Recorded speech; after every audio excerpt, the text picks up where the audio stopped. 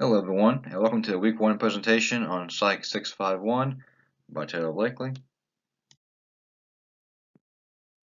Okay, so this week's readings discuss an overview of performance management and the rewards systems.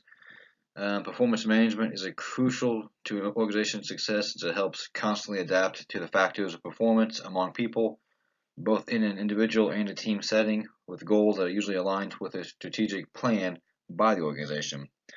Overall, it contributes to organizations by raising morale among employees and developing a thriving culture that both develops effective employees and success within organizations. If an effective performance plan is not implemented, it can lead to several issues, including with employees. Knowing proper performance management and how it correlates with the different types of rewards systems that organizations can have will help build an effective plan that will be beneficial for both organizations and employees in several countries. Okay, and now this leads us to rewards systems. Reward systems can be a vital component to the performance of employees. When employees perform a task, they expect a certain return for the work they have done. This return comes in several forms, but base pay is the most commonly known. There are also other types of rewards, such as cost of living adjustments, short and long-term incentives, income protection plans, life-work balance, relational returns, and allowances. Each of these types of returns has a degree of dependency. If a reward system has a low degree of dependency, this means that all the employees in an organization get the reward with their past performances not being factored in. So like base pay, everybody gets that. If a reward system has a high degree of dependency, this means there are only certain employees who will receive it. That usually comes to sometimes short and long-term incentives or allowances. So it's important to note that not all types of reward systems and returns for work are not based off of performance with employees. Okay, so the downsides of poorly implemented performance management systems. With a poorly designed and implemented performance management system, increased turnover can occur, employees can develop self-esteem issues, issues with motivation, employees can get burned out and start to become dissatisfied with their job, and relationships can become broken or damaged. There are also disadvantages with organizations, such as having a greater chance at facing legal issues and losing money and time that could be used better for the organization. Also, poorly designed systems could give employers the ability to give false information regarding the performance of an employee and bias and give misinformation about the rating systems and the standards the organization has.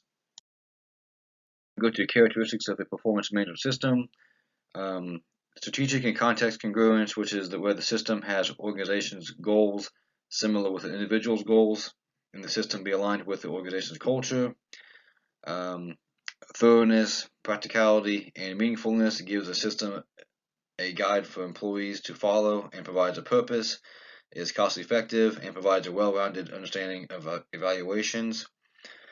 Other characteristics include being able to identify if performance is good or not, reliability, validity, making sure it is valid and what is being measured, acceptable and fair, inclusiveness, letting employees get involved with making decisions about what should be included and how it should be measured, being open, standardization, must be ethical, and correctability, which means if something's wrong or something's not right, they can correct it right away without much concern.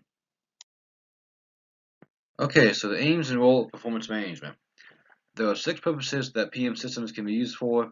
The strategic purpose helps organizations reach their business goals and help with what is called onboarding process. This is like the socialization process that organizations do. They transform them from somebody off the street to a member of the organization. The administrative purpose helps with making decisions about employees regarding promotions, retention, pay increases, etc. The informational purpose helps give employees an idea of how well they are performing in the organization and feedback to help them improve.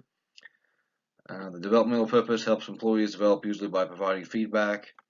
The organizational maintenance purpose helps organizations plan and change things that happen in and outside the organization.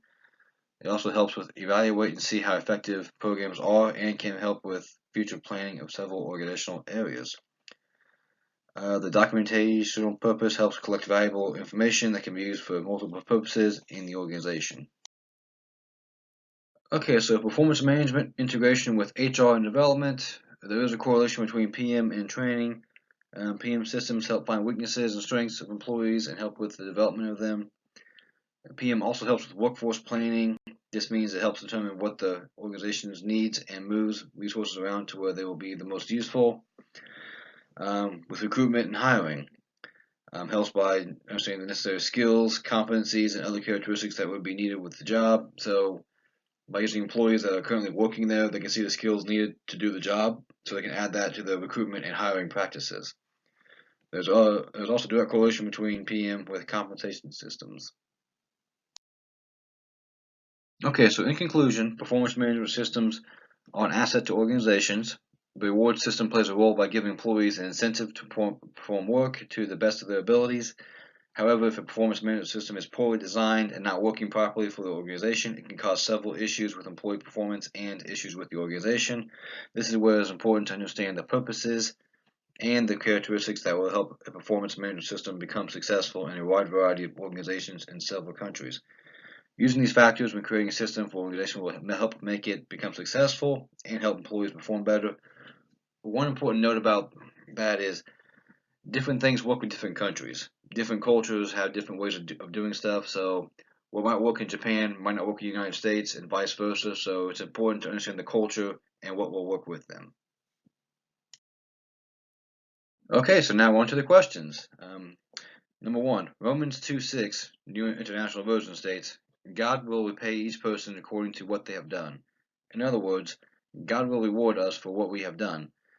So how does this relate to with employers and their employees regarding performance? What Bible verse helps motivate you to do the best you can do? Okay, question number two. So keep in mind, question one is actually two parts to it, okay? So be sure to answer both parts of the question on that one. So question two, what are some things you would discuss with a leader in an organization about the importance of a performance management system?